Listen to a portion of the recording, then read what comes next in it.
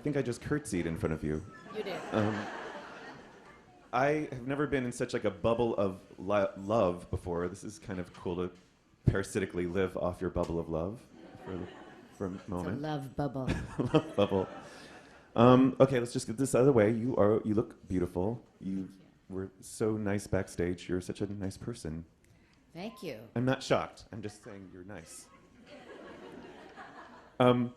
And okay, so I watched the film last night. It's so absorbing, and I think for me, it's mostly absorbing because I get to see how you write songs, or I get a window into your creative process. And I have so many questions about how you work. But first of all, I wanted to ask, in the beginning of the film, you and Mr. Stewart, who's here tonight, who's also totally cool and amazing. You mentioned how you're doing this film to sort of take it for the music industry, and you want to do things the old way. And I wanted you to explain that, what you meant by the old way. Well, the old way, really, up until not that long ago, was the only way. Mm-hmm. And that's just being, when you make a record, you make a concept record, you sequence your record so that even if somebody doesn't like the third song, they're probably going to listen to it anyway because it comes out of the second song and goes into the fourth song really beautifully. So they're not going to superstitiously go over there and take the third song out. It's like the world used to give you more of a chance. They might not like everything on your album, but they're going to like some of it, so they're going to listen to all of it, and then maybe they might fall in love with the whole thing, and that's what you hope. The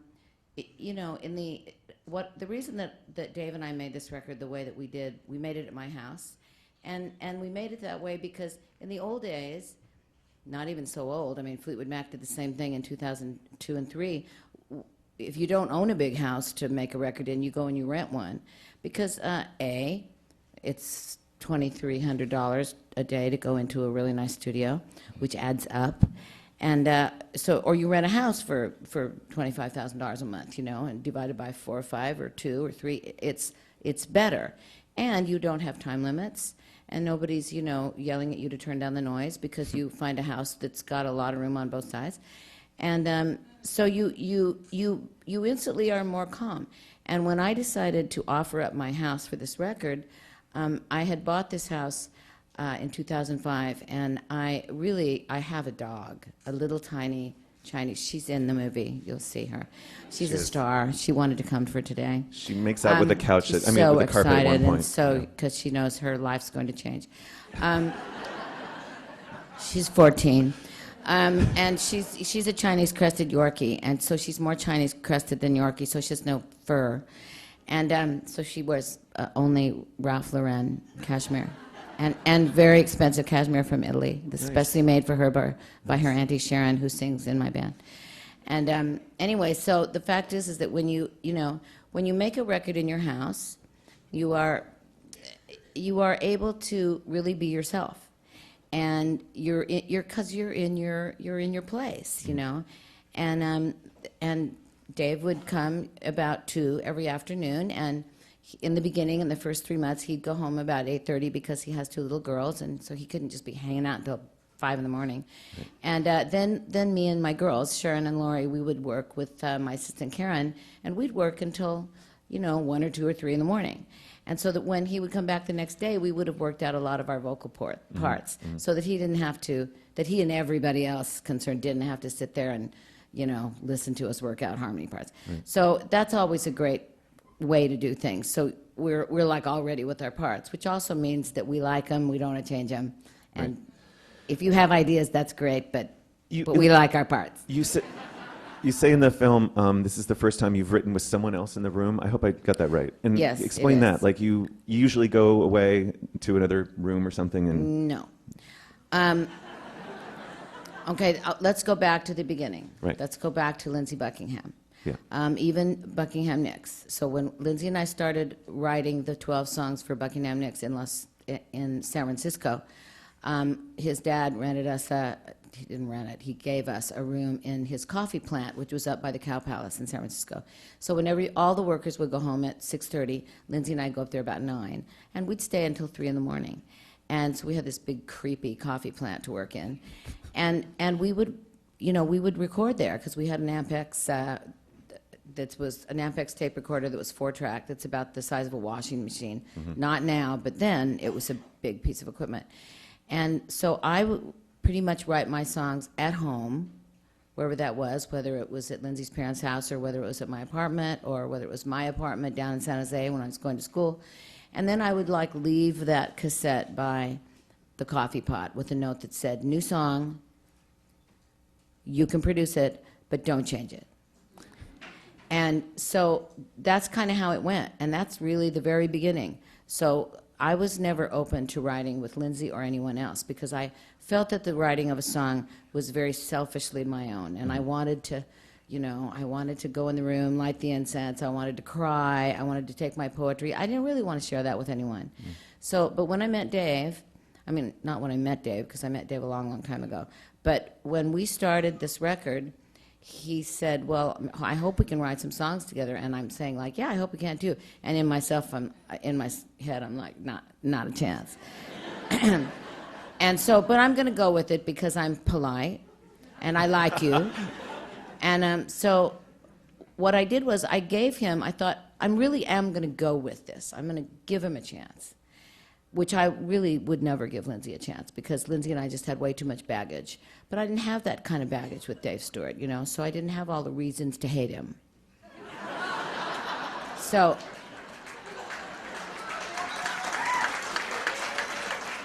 I was open.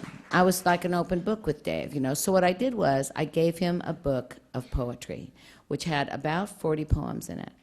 And I talk about it a little bit in the film. I did not in a million years expect him to read all those poems. Because if I had given that same book to Lindsay, he would have went, oh yeah, sure, really. I'm going to read all this.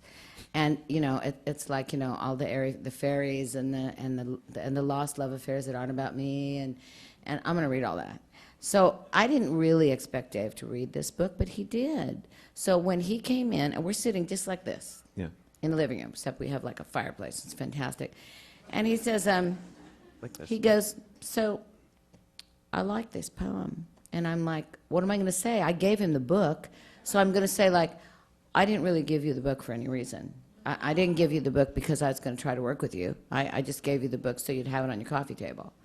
So I said, okay. And he said, so, and there's a microphone, because we always have a microphone over our coffee table.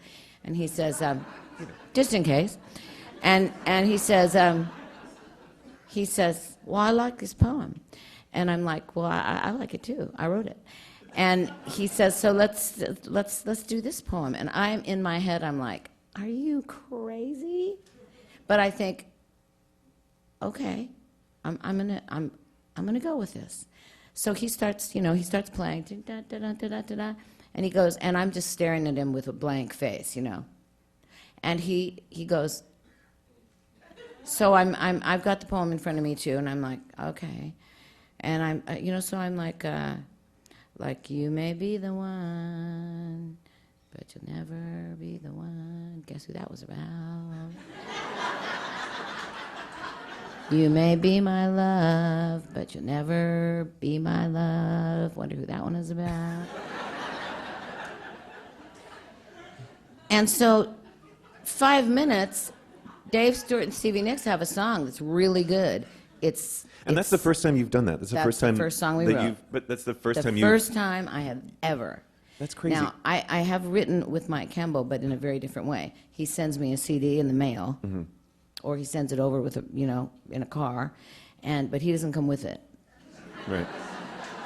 So he'll send me 13 tracks, and it'll just say tracks for Stevie, and I'll sit and I'll listen to them by myself, and me and the girls, and we'll maybe we'll write a song to some of them, and maybe we won't. And Mike is great, and he's been wonderful to me my whole life since I met him in 1979. He does that. So I've used a lot of his tracks. Tom Petty does too.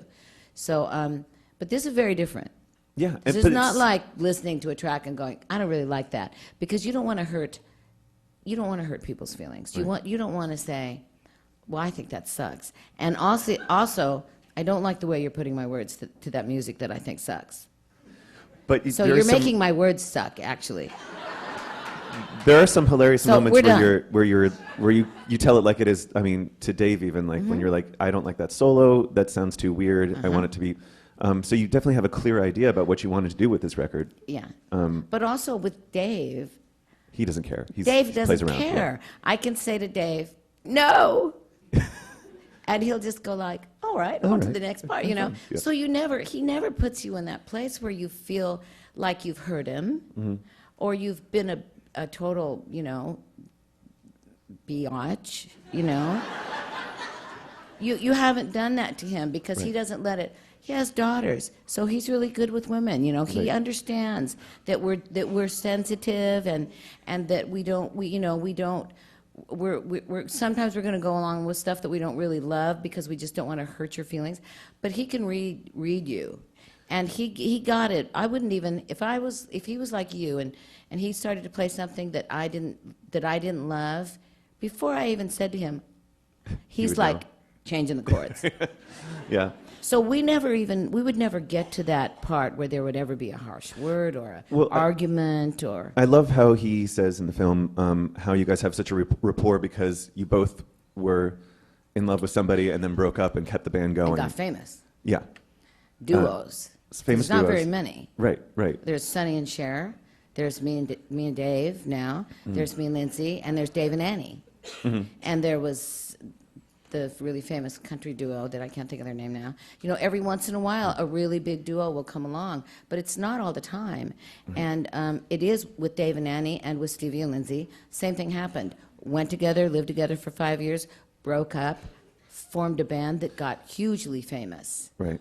So that's the underlying thing that Dave and I had was that we both came from these strange and crazy duos where you know you're in love, you're living together, and you're doing music together, and you try not to let one get in the way of the other, and that's hard sometimes because when you love somebody, you don't really want to tell them that what they're doing is stupid.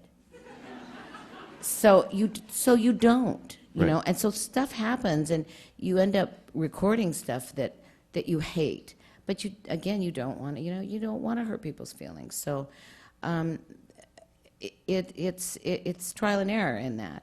But coming from that, both of us had a very good idea of what we were doing because really what we were doing was we were sort of becoming a duo, even though he doesn't, sing on all the songs or anything. Right. But still, the working duo of Dave and Stevie became a duo. Oh, I definitely hear his influence in the music completely. The song "Everybody Knows You." That was the first thing was more like what Mike Campbell does. He sent that to me, and I had rented a house in Malibu. And I was going through cassettes. I have vaults of cassettes. So my sister-in-law Lori and I were going through all our cassettes, and Dave sends this song down, and so we put it on repeat and just let it play over and over and over with the ocean, crashing, and until it started to sound like a song on the radio. And with this particular song, Dave wrote. Just like he did with Don't Come Around Here No More. He wrote, everybody loves you, but you're the only one, I'm the only one that knows you really, da da da. He wrote those 4 lines, and that's a little different than just having somebody send you an empty track, because then he started the story. So he started it, so you then have to build a story around those 4 lines. So I started building a story around those 4 lines. And, I finished it in about one night. And then I went back to my house where we recorded the record, and we threw the words on at the first verse. And we sent him back the first verse, and he liked it. And I said, okay, now, well, if you like it and if you like where I'm going with this, then I'm going to go do the second verse. So I went and I did the second verse. Then we sent that back, and the song was written basically. So that was the song we started with at Dave's studio, High Window. So that's really how it all began. And You May Be the One was the second song that we started when we moved into my house. I'm so curious about all these vaults of cassettes and books and poetry. I feel like you're secretly a really, really organized person, and you have everything at your fingertips from like your past? Well, I have really great people too that help me. Right. I mean, my journals are very organized because it's like, today, tomorrow, the next day, and Right. you just put. I never know what the date is, but I put Thursday, Friday, Saturday, and then I'm hoping that somebody will have written 2012 on it. Right. Yeah. But the cassettes, because I have an amazing assistant, and my girl singers also have been with me since 1979. So between those three, they really keep all those cassettes very organized. So we have vaults in Phoenix, where because I lived there, I had a house there until a couple years ago when I sold it. So but I still have all my storage there in Phoenix with a lot of my great stuff and all the songs. Then we also have drawers of them here. I mean, not here, but in Los Angeles. And they are all labeled. And so we know where to go when we're looking, like with Annabelle Lee, we found that in the demos. Oh, And, you had already scored that to music at some I point? had put it, I had made a demo in probably 1996 of Annabelle Lee, but I wrote it when I was 17. Right. So, but I didn't make a demo until 1996. And it was just, I mean, were you like, oh yeah, I remember doing that, or was it? Oh, I was it- totally remember it. So you have this incredible, not only that you have this catalog in your brain of your entire Yeah. stuff. Annabelle Lee is one of the only songs that I actually never recorded, but totally stayed in my head. How amazing. So I would, every once in a while I'd go, many and many a year ago in a kingdom by the sea. So I never forgot it. Right. It was always there. And when I decided to make the demo of it, I didn't know if it would come out good. It came out great. The demo came beautiful. out great. Yeah. So then when I said this, I did an iHeartRadio thing night before last, and I had to listen to it back because it's a radio thing. They gave us like 72 hours to go in and tweak it a little bit. And I'm listening to what I said, which is true, which is I said to Dave at one point, I wrote a song with Edgar Allan Poe in the 1800s. And he's like,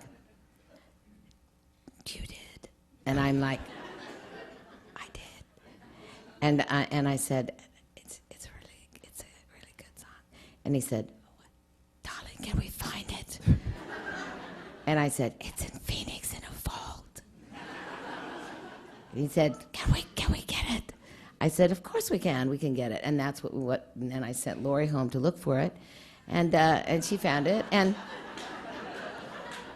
because they're all labeled, so Right. she found it, and then and he loved it, and it was recorded within a couple of days, So it's like sometimes music needs to wait.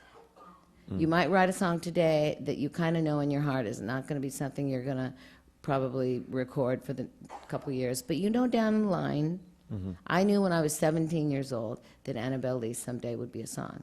And it's a great song, and it is a great song on stage because, you never know when you play new songs how they're going to go over on stage because you never know when there's going to be a person out there that's going to go, okay, exactly, which one of my favorite songs did you take out to put in that new song? So you always you're treading on eggshells when you add new songs to your set.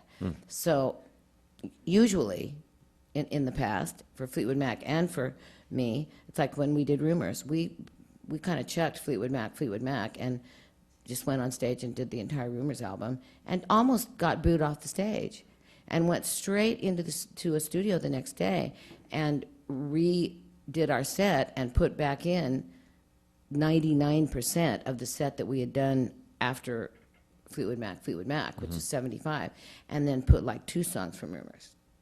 Because you can't overwhelm people. Yeah. You have to be really careful with your new stuff. You have to really sequence it, Right. really kind of secretly in, so they're not like what is that? Right. So that's what we did. But we ended up being able to do 6 new songs in the set, and that's outrageous because in Trouble in Shangri-La in 2001. I started out with 5 or 6 songs. By the last concert, not one song from Trouble in Shangri-La was left in the set. And that's a little bit heartbreaking, but not when you're doing a song that's not really going over. Right. So you're like, that's out. So these demos of yours, there's more material. Oh, so much more. Yeah. Oh, good. Good. It's. I think in a recent interview you talked about how like even your manager and some other people were being really negative Nancy about the music industry, about like, you don't want to do an album, Stevie. It's not, the music industry sucks now, and how That was 2005. that was 2005. Yeah, when I came off the road from the Say You Will Fleetwood Mac tour, which was 135 shows. Wow. But that's what I always do. I tour with Fleetwood Mac, and then I go and do a record by myself, and I tour with that. And I don't tour as extensively as Fleetwood Mac does, but I tour, and then I go back to Fleetwood Mac, and then I go back to me, and then I go back. So that's ever since 1982, when Belladonna came out, or 81, whatever. That's what I've done. So when I came off the road, I had done a record in 2000, put out a record in 2001. So in 2005, when the Fleetwood Mac thing was all done, then I was like, okay, well, I'm going to go and do what I always do. I'm going to do a record. And management, everybody was like, I know this is going to really totally hurt your feelings, but don't bother. Internet piracy is taking everything away. It is ruining your publishing. It's like people walking in your house and stealing just saying like, you know what, I love that picture of the gypsy over your fireplace. Yep. I'm just going to take it. I'm just going to load it into my car because we should just share everything. And you're like standing there like, okay, I guess so. That's what my songs are, right. And it's like, how dare you? So the thing is that I didn't fight back with that. I just said, because basically they said to me, you're a big touring act, Fleetwood Mac, and you can do big venues, you can sell out lots of tickets, you can still make lots of money. All of these new acts that are out there, trying their hardest, they don't have a repertoire. They don't have 3 hours of music that they can do. They can't do big shows. They can't play the Staples. They can't play Jones Beach. So that's what you should do until somebody gets a handle on this internet piracy thing. So that's what I did. I toured. All the way till 2009, when I wrote Moonlight, A Vampire's Dream, and said, it was at the very end of the Fleetwood Mac tour, and I finished it in Australia, and I said to my assistant, we recorded it on camera, and she said, here's a camera, and she went and hid down the hall, like she wasn't listening, but she was. But I was there by myself, and I played the song, and I got up, and I said, okay, you can come out now, Karen. I'm ready to make a record now. So, in retrospect, did that seem like a really creatively stultifying time? Like, were you like, no one wants to, everything's going to be stolen, and so your brain wasn't able to write songs, and then you had to sort of trick yourself into doing it, or no? How did it come out? No, because I would write if I was an accountant. Right. I wouldn't care. Yeah. I went to college for 5 years. I would have been a speech therapist or a public speaker or a teacher or something. So if I had not made it in this business, my mom made sure that I had a really brilliant education, so that as she said, I know you're going to be famous, honey, and I believe that, and your daddy does too.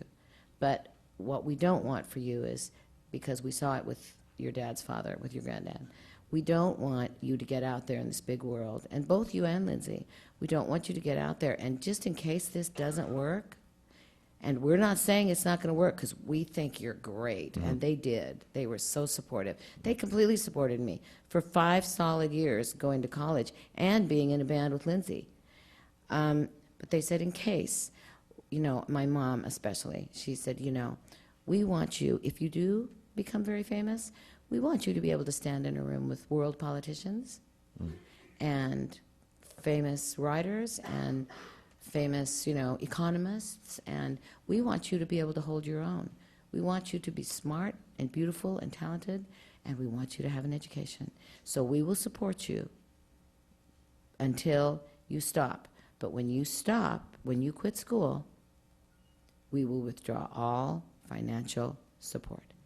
And they did.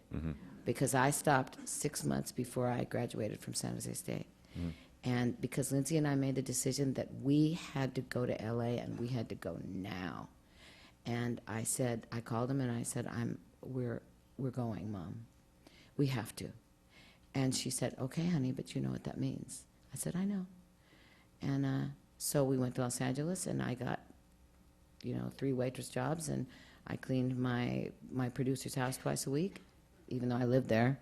And I cooked, and I kept everything beautiful, and I did that for 5 years. and I pretty much supported me and Lindsay and Richard Dashett, who was one of our friend and ended up being one of the producers on Rumors. And it was okay because I had a great education. I didn't have to be a waitress, but I chose to do that because I could pick my own hours, and I could clean Keith's house at night, so it didn't really matter. And I did what I had to do to make that work, and it did work. We moved to LA at the beginning of '71, and the first day of 1975, we joined Fleetwood Mac. And Buckingham Nicks came out in '73, Right. and the record company dropped it about 3 months after it came out. And we were floored because we thought, how can we make a better record than that? We were so puzzled by that, you know. And so we started making a spec album, which is a record that the producer was just going to pay for. And then we'd get another record deal when we were done. And it was starting to be a great record because we started like in about 74 and a half. And when we joined Fleetwood Mac, you know, Lindsay really didn't want to join Fleetwood Mac because he was really happy with what we were doing as it was. And we both believed in our heart that we would have made it through Buckingham Nicks. And Buckingham Nicks was simmering around the United States at that point anyway. Fleetwood Mac allowed us, because we got an offer in Birmingham, Alabama, to go and do a show for 5,000 people. It was crazy. I'm a cleaning lady. Crazy. 5,000 people. And they allowed us to go. And we went and did it. And, you know, Lindsay's like, this record's happening. It's taken 2 years, but this record is climbing up. And I said, yes, it is, but we are dirt poor. And I don't want to be a waitress anymore, Lindsay. So if we don't do well in Fleetwood Mac, then we'll quit. But at least we can save a little money, and at least we can fix reverse in our car, you know? Because we can't go anywhere without reverse. That is very, like, philosophical. We always I like have that. We always have to find a parking place where you can go out front ways. Or we're stuck there all night. You there's a moment in the film when Lindsay comes to accompany you for Orleans, I think, is it the New Orleans song? Am I Soldier's right? Angel. Sorry, Soldier's Angel. And you mentioned how it sort of kind of put to rest a war between you. And I was surprised that it's been this long simmering. The war? Yeah. Because you don't seem like a bitter, unforgiving person. You seem like you are pretty centered. I'm surprised that still happens. I guess, I mean, I have that with people too, but. Well, you know, first of all, he came in for 2 or 3 days, and he really enjoyed being with Dave and I, because it was like a big cashmere hug. And he's not used to that. Everybody was lovely to him, and you know, everybody was thrilled with what he was doing on Soldier's Angel, and Dave was filming him from every angle. Dave was hanging upside down from the top of the stairs with a flip camera, and you know, he had cameras everywhere, and Lindsay felt a part, you know, and he could not deny how beautiful our situation was and how much fun we were having. And this is a very serious song that we were doing. And we called him because I said to Dave, I don't think we can do this song without Lindsay. I think that he's the only person that can pull my demo of this song off, because it's so serious and it's very, very old time, Stevie and Lindsay. And we did try to record it, and we recorded it great, but it came out very more eerie and creepy, kind of, you know. And but it wasn't brutal.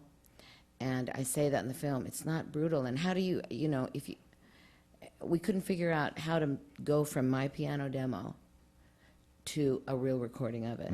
And we were to the point where I was gonna just use the demo. But I was writing it when I did the demo, so I was stopping and starting, and they tried to fix that, and it was jumping. And so I finally just said, Dave, I think we're gonna have to call Lindsay. And of course, Dave's like, let's call him now. And he came up, and you know, within 2 days we had recorded the song, and it came out amazing. And I think he and I both realized that it gave us both a moment of clarity that we could be in a studio together or in a house together and be working on a song and not be so Lindsay and Stevie, you know, because you know, when you have a love affair like Lindsay and I had, it never goes away, and it's never, nobody ever, in our case anyway, nobody ever really got over it, and so the war that goes on between Lindsay and I is like the war of the worlds. It's the war of why aren't we still together. For Lindsay, it's the war of if we hadn't joined Fleetwood Mac, you and I would have gotten married and moved back to San Francisco and had children and still did our movie. I mean, our career. Our movie, it would have been a movie. And he feels that way to this day. So he's never been able to quite let that go. He's a serious guy. He's a very, very serious guy. I was like, smile, Lindsay. Yeah. I just want to give him a hug. And you know. and you know, we got him to smile. We got him to laugh. And I mean, obviously, I didn't go out with that guy because he was like a jerk. I went out with him because he was gorgeous and he had a beautiful smile and a wonderful laugh, and he was a lot of fun in the beginning.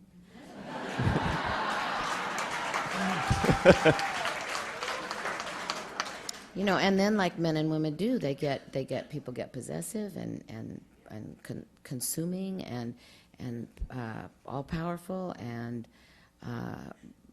wanting to run the show completely. And of course, you saw it in the film. Yeah. For me, it's like I'm gonna either you let me drive with you or I'm not gonna do it. Oh, when he gives you the little songwriting tip, when he's like, you can't go from first to second person. Well, see, Yeah. I mean, and see, if he could just learn that, if he could learn not to tell, he should know better Right. by now than to say, I think you should change the tense of that verse. Because it's like, I'm just going to turn right around and say, what I did say is, really, would you say that to Bob Dylan? I think that, you know, on It's All Right, Ma, I'm Only Dying, you should like say, It's all right, Ma, you're only dying. Because Bob Dylan would really say to you, it's none of your business. What I say. Right. This is my thing. What I say, you can produce, you can add a few chords here and there, but you cannot change the heart and soul of my song. And so that was when he said it's a rule of thumb, that was a bad thing to say. Yeah, not good.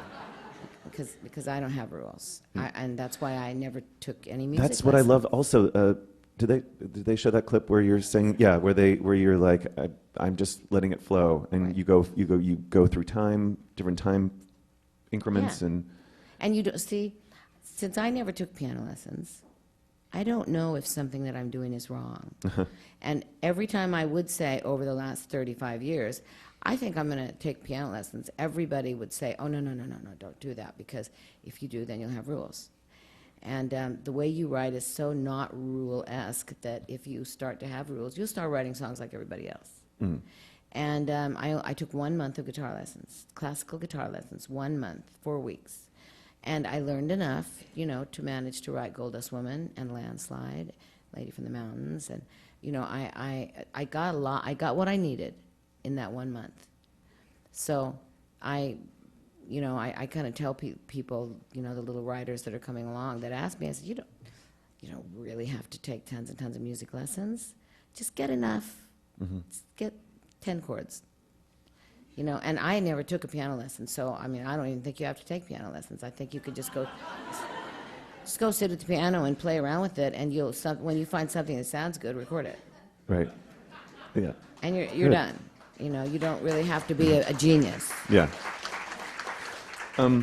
Here's another thing about you: you don't seem mean or like a mean girl or like competitive at all with other women, and I've always loved how unifying, how woman-friendly. I don't know if that's a gross way to say it, but like your music isn't, like shut up. It's Right. like, and Laurie and Sharon have been with you forever, and Right. you just seem like you're not competitive in that way with women. No. And I've always wondered, like back in the day, your contemporaries, say Linda Ronstadt or Ann Nancy or something like that. Right. What was the feeling back then with all you women kind of coming up in the scene? First of all, before Fleetwood Mac, there were no girls. You know, I mean, the Linda Ronstadts and the Harts and all they weren't around. So I mean, they were around, but they weren't in our life. So it was all boys. I was really the only girl. And but when I joined Fleetwood Mac, I had Christine. And the whole reason that we were able to join Fleetwood Mac was because Fleetwood Mac, the boys had said to her, John and Mick well, John and Mick, really. I can't think of another one because Lindsay wasn't there yet. John and Mick and Christine came to Los Angeles. Yeah. And they said to Chris, we've found the guy, but he comes as a package. He comes with a girlfriend, and we're not getting him without her. And she's a really good singer, and she writes songs, but we realize we already have a girl singer, so do we really? So it's up to you, Chris. We'll have dinner with them, and if you like her, then we'll ask them to join the band. If you don't like her, then we won't ask them to join the band. A little bit of pressure there. On her. Yeah. So we went to dinner, and we had a ball, and I just adored Christine. Chris was 5 years older than me, but we were like 27, 28, 29, 30, 31, 32. My math is so good. And she was... It is good, actually. She was 32, so she was really young, too, you know, and I was like 28. So all of a sudden, I had this great woman in my life. I had a best friend in my band. And Chris and I made a pact from the very beginning that, you know, she knew all the famous people. Stevie Winwood used to carry her books to school. She hung out with Eric Clapton and all of those, and Jimmy Page and all she knew all of them well. And we said to each other, we will never be treated like second-class citizens. If we're sitting in a room with all those famous guys, we will be as famous as them, and they will respect us, or we will walk out. And so we kind of went in with such an attitude, the two of us, that we were a force to be reckoned with. Nice. Nice.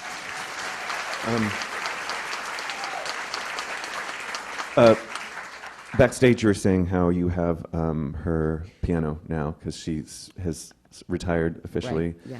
Can you give me any theory about why she retired, and will she ever come back? And she's such an incredible songwriter. I think that, you know what, Chris started to get panic attacks in the last couple of years where she didn't want to fly. And when you tour like Fleetwood Mac tours, the band can't go on a bus because we'd be too tired to go on stage. So she got really afraid of flying. And she'd been doing this since she was 14. I mean, I started, you know, in my 20s. So since she was 14, she'd been in a band. And after the dance, we went to the Grammys, and it wasn't, we didn't win the Grammy, which we wanted to win really a lot for the dance. And Lindsay got kind of mad, and she wasn't really happy with that situation. And basically, when it was all over and everybody had gone home, and she and I were doing some press, she said to me, "I quit." And I looked at her like, really? Because we had done 40 shows. We hadn't left the United States. We could have done, you know, 2 months in Australia, a couple months in Europe. We could have toured the whole world. We could have been out for another year, and which would have been multi-million dollars. And so I said, really? And she said, really? And the look in her eyes was like when somebody breaks up with you and you know they're not kidding. Right. Yeah. And you know that there's no reason for you to go. But, so I said, so now you're done? And she said, I'm done. And I said, okay, well, who's telling them, me or you? And she said, no, I'll tell them. So the band basically broke up until the Announcement. until we went back together to do Say You Will. Right. We really had to think for many years whether or not we were going to continue without her, or if we could. And I think the only reason that we could continue without her was because the stage itself still looked very similar. because you had Crazy Mick in the middle, and Lindsay here, and me here, and John here, and the only thing that was missing was Chris, who never wanted to be in the spotlight anyway. So she was way over on the side behind her big, huge Hammond organ. Right. And that's how she wanted it. Chris always wanted to be one of the musicians. She never had any want to walk out there and be in center stage. So because of that, we could pretty much replicate the show without her. Otherwise, we wouldn't have been able to continue. I have to ask you, or else my friends will kill me, about Night of Thousand Stevies. Do you know that? Yeah. I want to know, for those of you who don't know, it's a night in New York where everyone worships Miss Nix, basically. People It's dress a reason for a costume party. So when you first heard about it, what did you think? Well, it was a long time ago. Yeah, 20 years, I think it's been going on. I was very, of course I was like super surprised, but you know, I'm like the Halloween girl from hell. So I accepted a Halloween gig this year because why? Because I love Halloween. Because I should be done. I mean, my last show is like a Elton John benefit, right? That's Right. coming up, and I'm done. And I got an offer to play a big Halloween thing in San Francisco. I'm like, I'm so in. I'm there, and I'm going in costume, and so are the girls, and it's so I am that person. And so when I found out about it, I was at first I was thrilled that my little idea of costuming myself since 1975 had worked so well, and that people really did like all my choices of clothes that I wear on stage. And that, if I get a white dress, that everybody gets a white dress, and if I go back to black, everybody goes back to black. And if I wear these boots, everybody, Right. instead of the ones that come to here, everybody goes to that. So it's like, I love that. I feel like, I got to not only be a singer, but I got to be a trendsetter.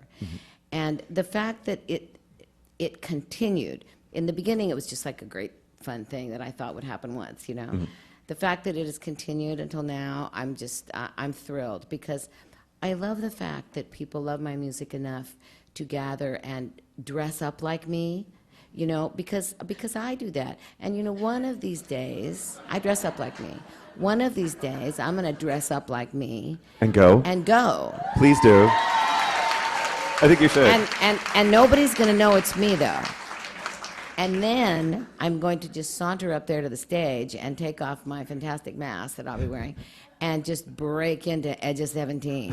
I love it. And people will be like, is that her? No, it's it. Or is that just somebody who really sings good and sings like her and looks a lot like her? And then they'll be like, no, I think it's her. Hilarious. So I'm thrilled. I mean, I'm honored and I'm thrilled, and I'm glad that it brings people happiness, because my clothes and what I do brings me lots of happiness. So I love it that it has rubbed off. It is like a spring ritual. Every time I've gone, it's always been like it's about bringing in the spring to me. Right. That's what it's like. Thank Hey, you. how are we doing on time? Are we question and answer now? Yay, Q&A time. I can't even see the audience. I know. I know you're there, but you're kind of black. You're kind of in black. I don't know.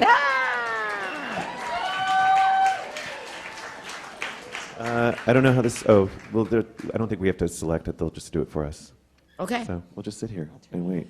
Oh, here we go. Stevie, my question is, when did you have that moment where you knew you're a rock and roll star? Like Oprah famously says that she used her money and went out and bought new towels. What was your, hey, I'm a rock star now moment back in the 70s? When I joined Fleetwood Mac, I immediately moved out of the apartment that I lived in with Lindsay and Richard. Immediately. I went and found an apartment on Hollywood Boulevard. And the second thing I did was I bought a 280 SL Mercedes. Okay. Hardtop convertible, red interior. I did drive, though. I drove until 1978, and the only reason I don't drive was because my license ran out, and I just was too lazy to go get a new license. And then, it sort of became like, when you get really famous really fast, it's like, what am I going to do? Like, go to a bar by myself? or go to the market by myself, That's how it became, because Fleetwood Mac got so big so fast that all the things that I had been doing, since I moved to LA, which was really being the caretaker of a lot of people, went out the window. Somebody once said to me, just so you know, the one time I ever went to a psychologist, whom I liked very much, but that's way too much work for me. And she said to me, after I told her about what I did when I was the cleaning lady, and I made dinner and I cleaned the house and all that I loved, and I took on that role lovingly, she said, I think that you sound like you're really a caretaker. And I said, I am. When people come to my house, I'm the one that makes sure that the bed is beautifully made and that there's like the beautiful, everything, the sheets, everything. It's perfect. I do that. Nobody does that for me. And I love that. So if somebody comes and they don't feel well, I make them a llama hot water bottle and give them the cashmere blanket and make sure that they know how to work the TV. It's like, so I'm that caretaker. And she said, I think that the day you joined Fleetwood Mac was the saddest day of your life in many ways, because a lot of the things that you love to do, which is to take care of people, ended on that day, and people started to take care of you. Wow. Hi, Stevie. You did a lot of press for the In Your Dreams CD. Will you and Dave be doing press with this DVD and maybe a signing or something? Whatever we can do, yes, absolutely. My last gig was really 2 days ago, and I have Halloween and Elton John left, and then for the next many months, I don't start up with Fleetwood Mac until next March. So we're absolutely going to do everything we can do to get this film out to the masses. Hi. Oh, sorry. Hi, Stevie. I wanted to know. I'm right here. Right there. Raise your hand. Where is she? I'm right here. Okay. Hey. I wanted to know, always, have you ever considered doing an R&B album, like straight R&B? And if you do, who would you like to collaborate with? You know what? I learned to sing with R&B music, even though I had a country singing grandfather. So my parents used to really say when I was like in the 4th grade, like, who are you? You're sitting in the back seat singing along with all the R&B girl groups that were out when I was in the 4th, 5th, 6th, 7th grade. And I said, well, because I really don't, I'm really not going country. I'm really going R&B. And so it's always been a dream of me to do something like that. And I just did a thing with Babyface, and he even said he would like to write with me. That would be amazing. That would be amazing. And he is cute. Hi, Stevie. My name is Maggie. Hi, Maggie. Nice to meet you. I have a question for you. When it comes to, say, In Your Dreams or Trouble in Shangri-La, how many songs are you writing for these records? And where do you get to the point when you say, okay, this song isn't working, I'm going to stop working on it, or I'm going to focus on this thing, I know this song is going to make it to the record? How many songs do you think total that you wrote for each of those? And where was the point where you said, this isn't working? If my songs make it onto that cassette, they're working for me. When you go into the studio, sometimes they don't work. But then they go back into the vault, because that doesn't mean that they're not going to work 3 years from now. So I never even give anybody anything unless I feel like it's really good and really finished in as far as I can go with it. So I never even play parts of songs for people. It's like they're done. Now, of course, writing with Dave is a different thing because I'm writing with another person. So there were a couple things that we did that neither of us liked, and so we just dropped them, and moved on. Just parts, usually just parts. You pretty much know really fast. You get one really good verse, and you're like, this is great, you know, so now we're going to try to make a chorus that's as good as that verse. So that's not the hard part. The hard part is too many good songs, and then having to take some of those songs off. And putting them in the vault. And putting them in the vault to wait for them to be, you know, reborn again. Hi, Stevie. I'm Kevin. Nice to meet you. Hi, Kevin. Those of us that have been following you like for a very long time, we often say to one another, the voice. Is the voice just so touching and just hits us in our hearts? And we always thought, would Stevie ever consider doing an acoustic tour with just a piano, just a guitar? You know, the kind of tour that I would love to do someday is I'd like to, there's so many of my songs on all my different albums that I would love to, you know, you can't do them all. I mean, you'd have a 10-hour set, so you can't, I know, and that would be great, but you can't do it. You'd have to spread it over a week. So what I'm thinking is you could do a thing where you really arranged, and I really don't like the word medley, but you could do a thing where you really do bits and pieces of, you know, of going all the way back so that you start with, you know, you can ride high atop your pony, I know it won't, because the whole thing's phony, Belladonna coming out of the darkness. So you could do a minute and a half, 2 minutes of Belladonna, and then you could switch into, there is a reason, don't blame it on me, blame it on my wild heart. And straight into, sometimes it rages, it rocks a little, even when it's calm, it rocks a little. So that's, I would be so pleased to do that because there's so many songs that I have written that I would love to do, but you know, you can, a 2-hour and 10-minute set, you know, is a long set. It's a long set when you're 30, and it's a long set when you're 64. You can do it. But someday, one of these days, I will do it. And I'll have, you know, I'll have Waddy and I'll have the girls and I'll have bass, I'll have drums and I'll have them in the back and sometimes they'll come forward and, you know, it's like something, it would be a whole nother kind of way to look at my music. And for me, it would be great because sometimes I think about some of those beautiful songs that nobody will ever hear me do because they'll never make it onto the stage. So, you know, that's all, you know, when I don't want to do 135 shows, it's like, then that's what I'll do. I'll start doing things that are more eclectic. So, you know, the world, it's, what's to come is, for me, always exciting. And a new album maybe with that. Hi, Stevie. I'm Bill. Nice Hi, to meet Bill. you. You've appeared in kind of a spate of recent memoirs. Ann and Nancy Wilson mentioned you in their new book, and there's... I just heard about that. Yep, and there's Making Rumors, Ken Calais, with all your journals, and spate of fans who would be so excited. Are you planning on ever penning a tell-all or a really great autobiography? Because I think there's big demand for it. You know what? I'm not ever going to write that kind of book. If I ever write a book, it'll be vignettes.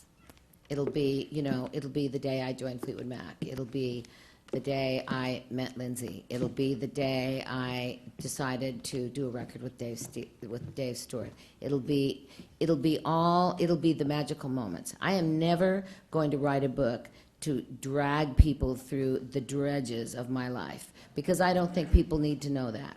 I think that everybody has heard me do enough interviews, you know, on drugs that everybody knows that there was some very bad times in my life. But you know what? I survived.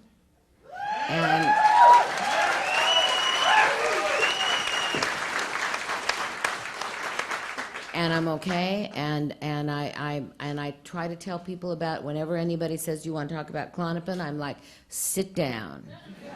Let's talk about Klonopin. You want to talk about cocaine? Sit down. Let's talk about cocaine. Let's talk about watch the video of I Can't Wait and watch and look at my swimming eyes and think, could you just laid off the booze, the coke, the cigarettes, the pot for just 2 days while you made $1 million video? Okay. It's like, yeah, I'll love to talk about it with you, but I'm not going to write about it in a book because everybody already knows. So what I would write about are the things that knocked me out as I went through my life. And that, the men that just knocked me out, the music that knocked me out, my friends that just continue to knock me out every day, today and 50 years ago. How it all started in each little genre of my life, how that all started. The really beautiful romantic things. That is the stuff that I would love to tell y'all. And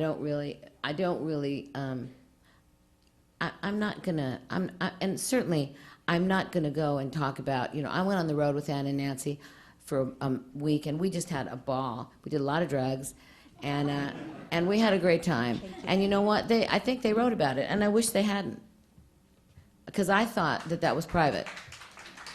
And I happen to have an amazing respect for Ann Wilson. I think she's one of the best singers in the world. I think she's right there behind Robert Plant. I think that Nancy Wilson is, and I've told her, right there behind Lindsey Buckingham and Waddy Wachtel and and Dave Stewart, those amazing guitar players. I love these girls. I would have preferred that they had left me out of the book. Because we're not, we weren't best friends our whole life. We didn't, we spent a little time together and we influenced each other, but I would have preferred they had left me out of their book. So if I was going, they will not be a vignette in my book. This is the last question right over here. Oh, okay. Woohoo! Okay. Where are we right over here? Okay. Hi, I'm Allie. Hi, Dave. Okay. Hi, Allie. Now that I'm Allie. Okay. I read in an interview that after you tour with Fleetwood Mac, you're going on a rest or a break. After your break, are you going to go on tour again, or you're going to do not another tour? I mean, this is not a tour, like just small shows, like casinos and stuff. You mean after I come off this one, and then next Like March af- go on the Fleetwood yeah, Mac like tour, after you're which done will with be Fleetwood Mac. probably a year. I have to plan in advance. Right, I do, and I do too. You know what? I'll be all through Fleetwood Mac. I'll be writing Okay. because that's a great place to write. Yeah, because So I keep a journal. I write every night. So I'll be writing poetry, and I'm in the middle of my Game of Thrones poetry right now. yeah. And so I'll be writing, and so when I come off the road with Fleetwood Mac, I'll do what I always do. I'll go to Hawaii for 2 months, or I'll go somewhere really nice for 2 months, and I'll hang out, and then I'll go back on the road with my own thing, or I'll run and find Dave Stewart and do another record.